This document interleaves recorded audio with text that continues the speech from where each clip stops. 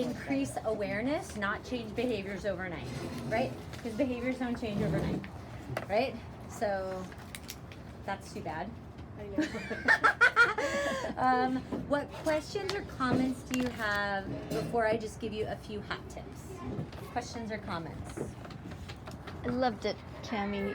It hit on so many important points and values that we've been trying to teach, but in a more effective way. So I loved it. Thank you so much. You're welcome. It I'm was happy to be here. Was there anything in particular that was like this part hit home? For anyone, that's open to anyone. Was there any part where I said something or I gave an example and you thought, oh yeah, that's good for them to hear?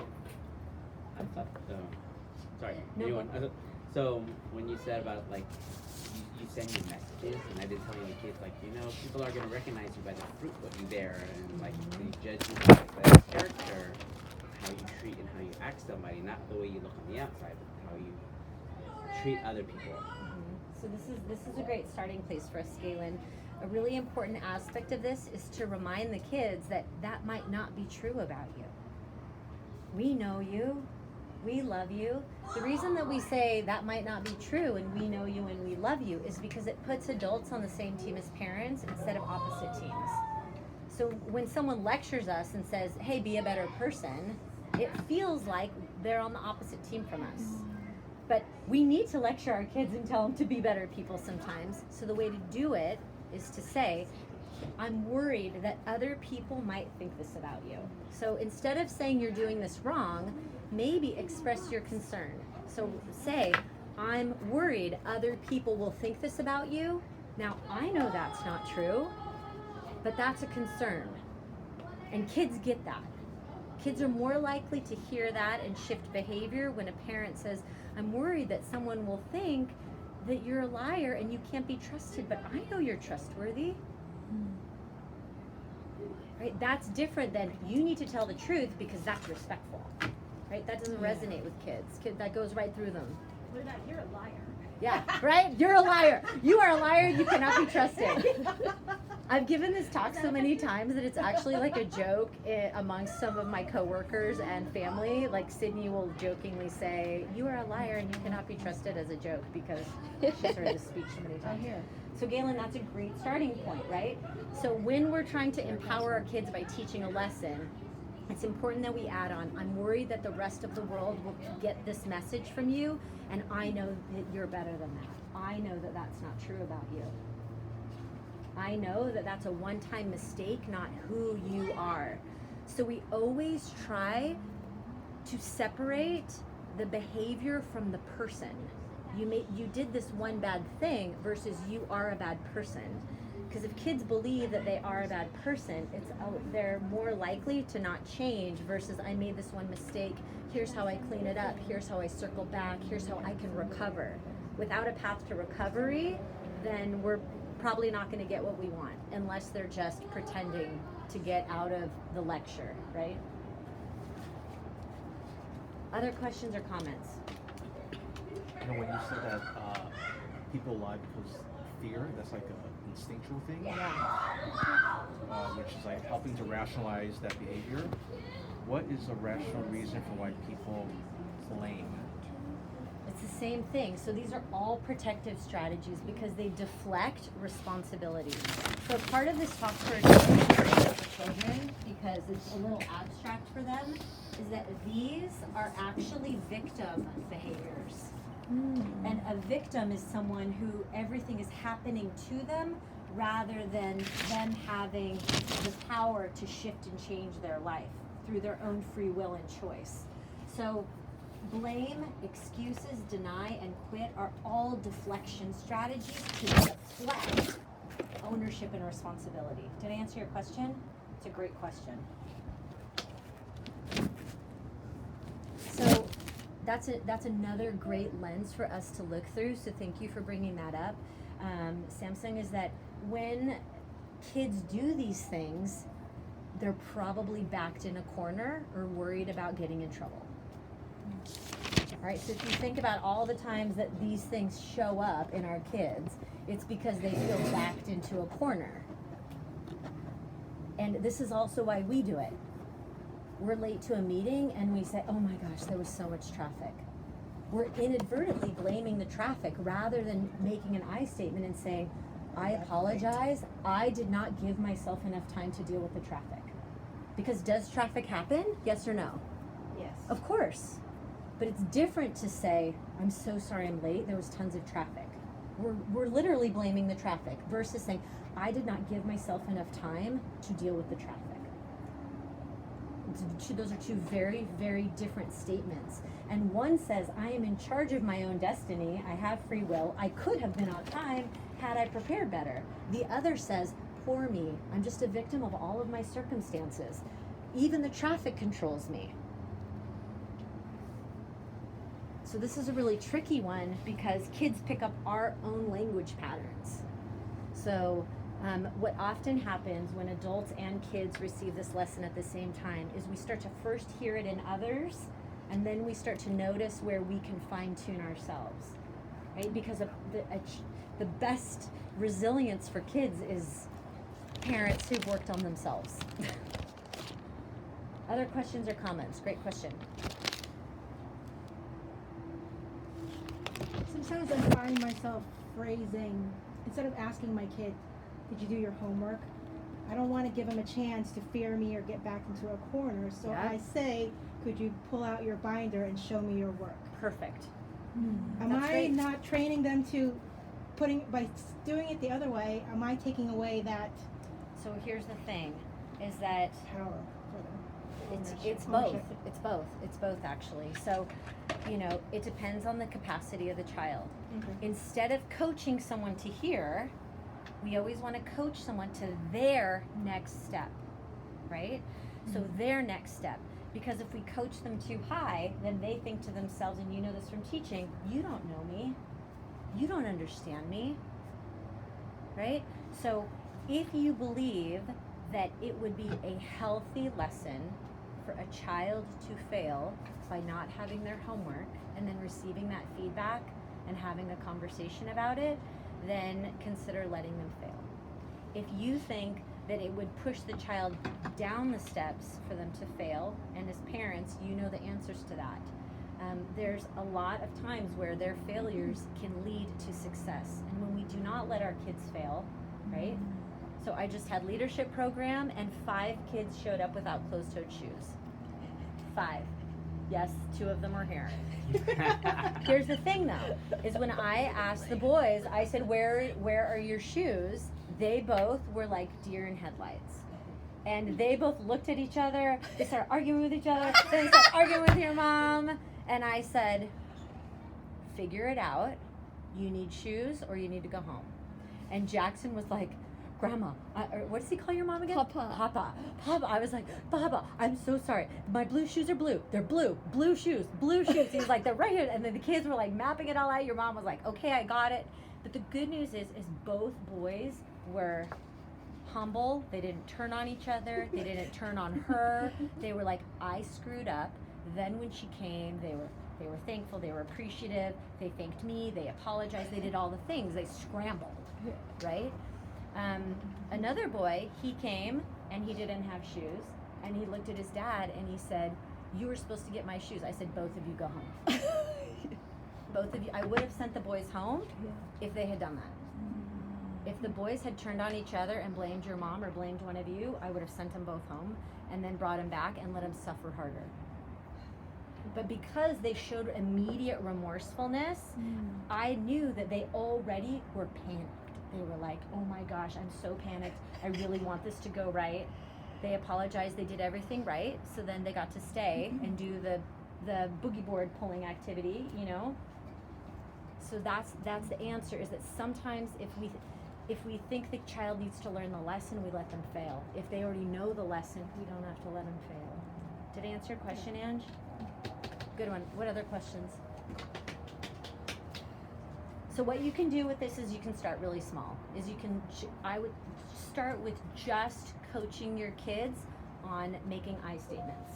Like the homework thing. Like the homework Like thing. when they didn't do their homework, they didn't turn it in, or like they didn't do They it. didn't then, turn it in or anything. Like, well, how do we ask that? Is that like You don't know even have to ask it. You can even just, because if you're at the beginning of this process, you Yeah. can even just say, hey, this is a great time for an I statement, and give them for example, you could say I, just do it for them and ask them to repeat it back, and say as soon as you repeat it back, you're off the hook, it's over. The purpose is not necessarily to have them do their homework. The purpose is to get them to take responsibility for it. So if a child lies, that's actually a separate issue from taking responsibility for it. Taking responsibility for it is one thing. What they'll learn eventually is that when they deflect responsibility from a poor choice, now they have two problems. First, they had one problem, just the poor choice. They had the lying, or they had the hitting their sibling, or they had the hiding something. But when they lie and they make a poor choice, now they have two problems. There's two problems now. One problem is you just broke trust by lying to me, and the other is you hit your sibling, or whatever. And they should be dealt with separately. They're separate problems. As parents, one of the strategies that takes us down the rabbit hole the furthest is this concept called switch tracking. You remember switch tracking, Rochelle? So switch tracking is when we get into an argument with a child about them not having their homework, and they mouth off to us, and we say, you can't talk to me like that, and now we've created another problem. We're like, you're disrespectful, and you didn't do your homework. And then something else happens, and so these are two separate train tracks. So the train was going down the you should have done your homework track, then they're disrespectful, and we were like, whoosh, whoosh. And now we have trains going multiple ways, and we can't even keep them. We can't even keep track of all the tracks. Yeah. So our job is, when kids are disrespectful, is to say, right now we're talking about your homework. We will talk about your tone later. Handle one problem at a time. Handle one problem at a time. And it's okay for you to say, I'm going to remember that you talked to me like that. I need to go write that down so I don't forget. Like, figure out a strategy That is right. to separate the problems. But when kids yell, name call, have a tone, I are never disrespectful, okay, it is up to the adult to be the adult. Don't get sucked into acting like a child and saying, you can't talk to me like that. I'm your parent.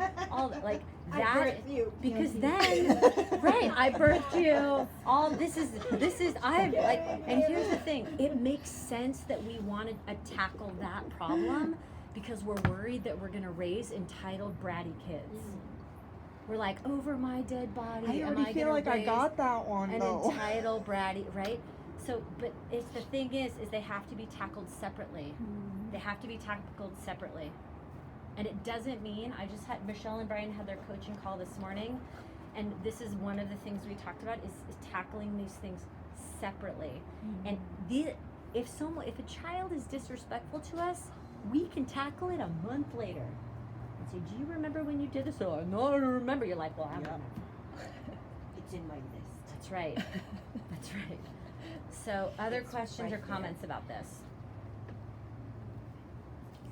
It's right there. Do your follow-up call. 5 o'clock in the afternoon before dinner. Okay, so that's one area that you can work on is actually telling the kids, this is a good time for an I statement, which would sound like this, right? And it doesn't mean that it changes their behavior. However, when we tell a child, I saw you do this, and they're like, no, I didn't. Yes, you did. No, I didn't. Yes, you did. There's nowhere to go. There is nowhere to go until a person takes ownership. It's the same thing with our coworkers and our spouses and our mothers and all the things. When someone says, that's not true, I didn't do it, or they blame someone else and they deflect, it's very difficult to solve the problem. Yeah. Right? So them taking responsibility for it is actually primary to the problem itself.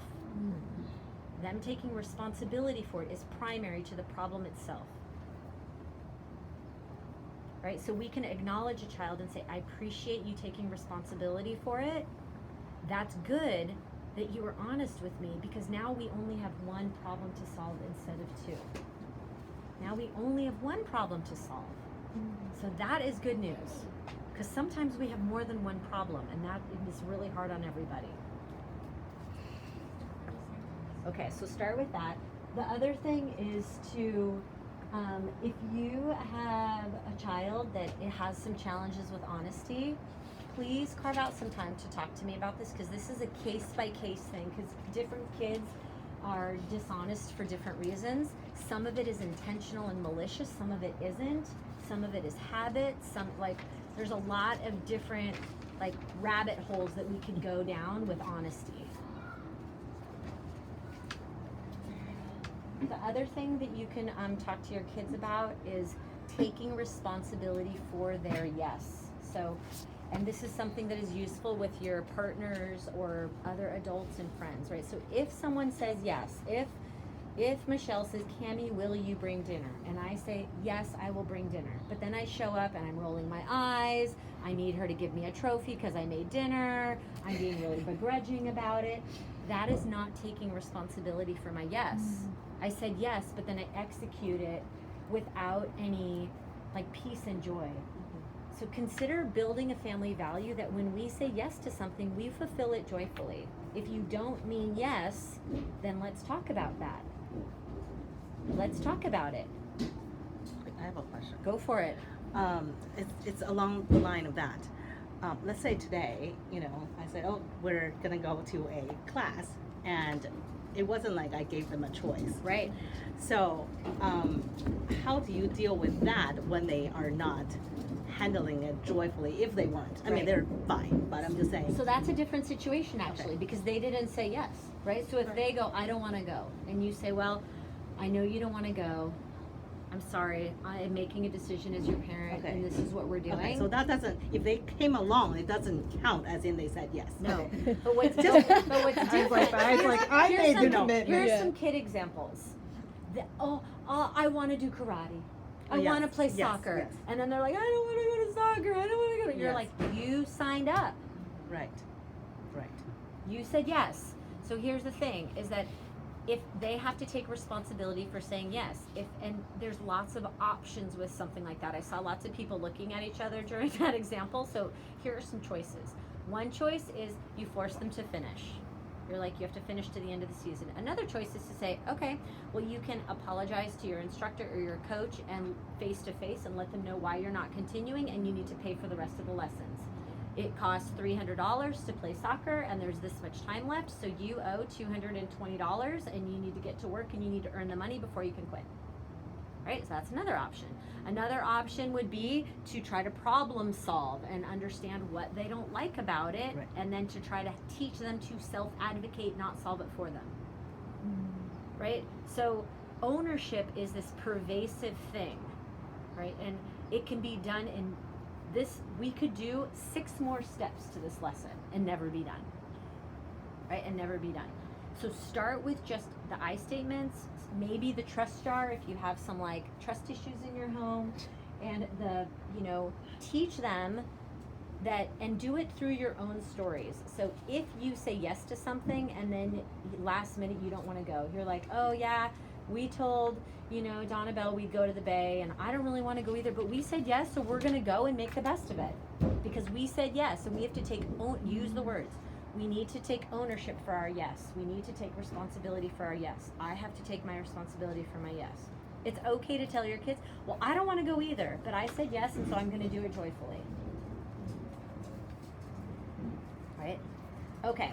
I have another event at my house in a very short amount of time. So I am going to thank you all very, very much for sharing your children.